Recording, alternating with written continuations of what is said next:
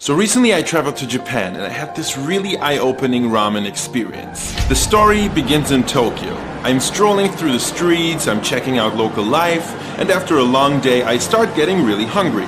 And just as I'm thinking that, I see this ramen shop next to me.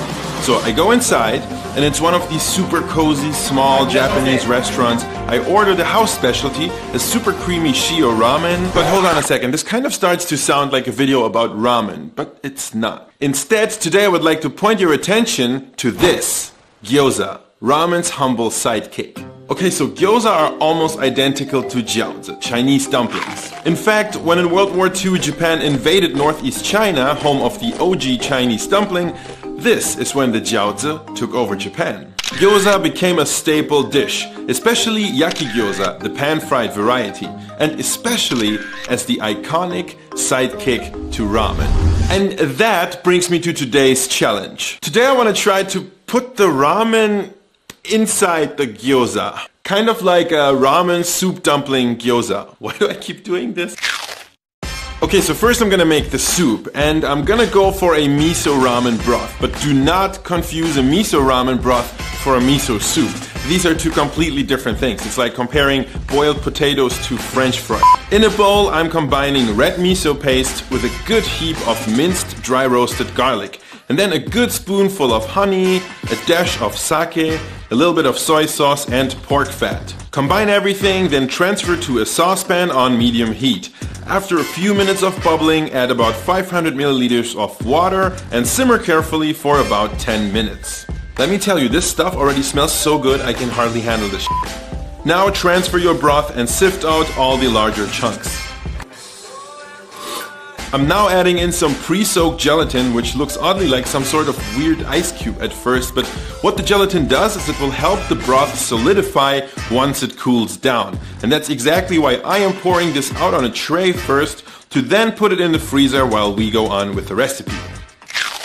Now the idea is to make dumpling wrappers made from ramen dough, and the secret ingredient for that is baked baking soda. I've actually covered this in a previous video. For now, we begin with simple flour though, and then a dash of salt, which we're going to quickly combine. Now to some really just boiled water, add your baked baking soda. And then in a slow stream, we pour the hot alkaline water into your blender while it's running. You're gonna get a very coarse and half wet mixture, sort of like this. It's a little bit weird. And then we transfer that to a working surface and bring everything together into a ball. Now we give everything a quick knead, and then we bring out cling film, aka my arch nemesis, so our dough can rest for at least 30 minutes covered. This time will not be wasted though. Instead we're gonna work on our dumpling filling, which will sort of take the place of our ramen topping. This is getting complicated, isn't it? We begin by chopping some Chinese cabbage. First lengthwise, then across, or just go freestyle as long as you get it nice and fine.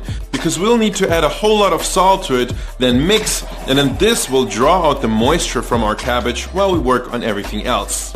So the base for this filling will be minced pork, to which we're gonna add some chopped scallions, a little bit of freshly grated ginger, a pinch of salt, a little bit of sugar for balance, then white pepper, and doubanjiang, a Chinese fermented chili and bean paste. At this point we can wash off and squeeze our cabbage dry and then add it to the mix, which we can now mix. Seal the deal with some sesame oil towards the end and then cover with cling film. Yes, the arch nemesis returns, and then rest in the fridge. The timing works out really well for this recipe actually, because now our dough has rested and we can move on to make our wrappers. So since gyoza are commonly made with machine-made wrappers, I am going for the pasta machine here. Makes sense, right? I'm rolling out my dough into sheets on the thinnest setting and then using just a little bit of cornstarch to keep them non-stick. Then finally I use a cutter like this to stencil out the round wrappers, which you can totally do with a cup or a bowl, by the way. And now look at this. Beautiful and delicately thin ramen dumpling skins. It's time for the great assembly. So first I'm gonna cut the solidified miso broth into little cubes. It works really well. Then I'm gonna use about half of that, add about half of our filling, then unfold everything together. I'm gonna add a small spoonful of the filling to each wrapper and then seal it with a little bit of water, don't forget that. Okay, so I'm sure now some of you want to know how I fold my dumplings. Actually, let me borrow my friend Lulu's hands here for just a second. She does a much better job than me. So the best way I can describe how to fold a dumpling is you first seal both sides in the middle. Then you go to one of the ends, pinch it together, and then keep creating new folds, sort of working your way to the middle, and then repeat that on the other side. You might need some practice, especially with a soup dumpling filling, but in the end, you will have a delicious little army of dumplings.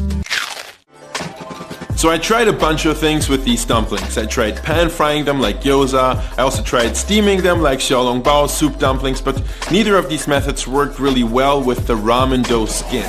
Instead, I actually found poaching to be the best solution for them. So just make sure your water boils gently so the skins don't tear. That would kind of suck for soup dumplings. And I also find it helps to keep them slightly agitated so they don't stick to the bottom of the pan. My dumplings were actually pretty small, so 3 minutes was enough. That's how quick it was. And you couldn't call them ramen dumplings if you didn't dress them with some flavored ramen oil. I'm using some of that delicious Japanese burnt garlic oil here. My patrons will actually find the recipe to this over on Patreon. Thank you so much for supporting me, you guys. As always, you're the best. And my teochew chili oil, actually, that would also be a very good choice here. So go check out that video if you haven't yet. And make sure you subscribe to my channel for weekly food adventures while you're at it. And now excuse me while I'm enjoying little bursts of rich miso broth in my mouth. Man, this stuff is seriously good. So see you next week, guys.